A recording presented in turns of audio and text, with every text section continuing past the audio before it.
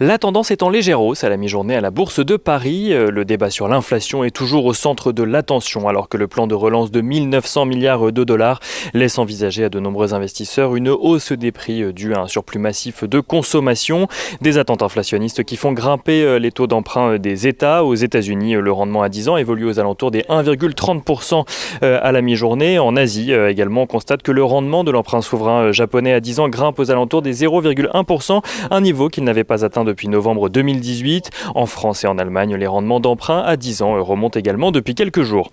Janet Yellen continue de son côté de faire la promotion du plan de relance. Celle-ci a notamment tenté de rassurer sur le sujet de l'inflation en expliquant que la Fed avait tous les outils nécessaires pour gérer les tensions inflationnistes.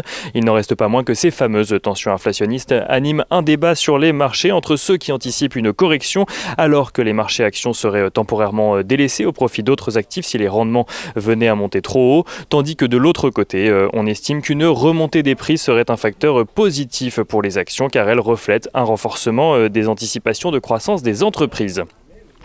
Toujours est-il que les prix à la consommation ont progressé en France au mois de janvier. L'estimation provisoire d'une inflation de 0,8% sur le mois contrebalance le recul des prix de 0,9% enregistré au mois de décembre.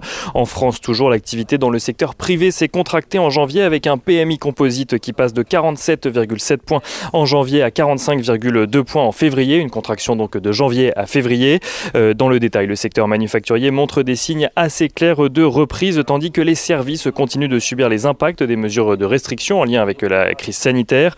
Un décalage similaire en zone euro où l'activité manufacturière permet même à l'indice composite de gagner 0,3 points pour se hisser à 48,1 au mois de février. Donc. Du côté des valeurs à présent, Renault accuse une perte nette de 8 milliards d'euros en 2020, un recul en lien direct avec la baisse de ses ventes à cause de la pandémie mais aussi à cause des difficultés connues par son partenaire Nissan. Le groupe a cependant observé un net rebond au second semestre. Le titre Renault signe cependant la plus forte baisse du CAC 40 à la mi-journée.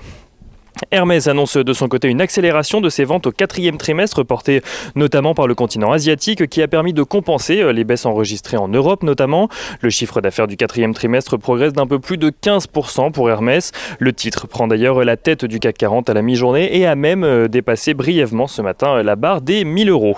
Danone annonce un chiffre d'affaires en recul de 1,5% à données comparables et une marge en recul de 14%. Le groupe s'attend à un premier trimestre encore difficile, mais vise un retour à la croissance de son activité dès le second trimestre. Danone qui doit notamment faire face également aux vives critiques de deux de ses actionnaires, les fonds Bluebell Capital et Artisan Partners, qui remettent en cause la stratégie du groupe. Valeo fait état de son côté d'une chute de son chiffre d'affaires de 16% et d'une perte nette d'un peu plus d'1 milliard d'euros. Pour 2021, le groupe anticipe un rebond de 10% du marché automobile contre un recul de 17% en 2020 et compte faire mieux que le marché. Le groupe veut également améliorer sa marge et Tarkett enfin fait état d'une baisse de 9,5% de son chiffre d'affaires en 2020, affichant une perte nette de 19 millions d'euros en lien avec les dépréciations d'actifs pour faire face à la crise sanitaire. Et on notera pour finir que les volumes devraient être plus conséquents à la Bourse de Paris aujourd'hui en cette journée des 3 sorcières.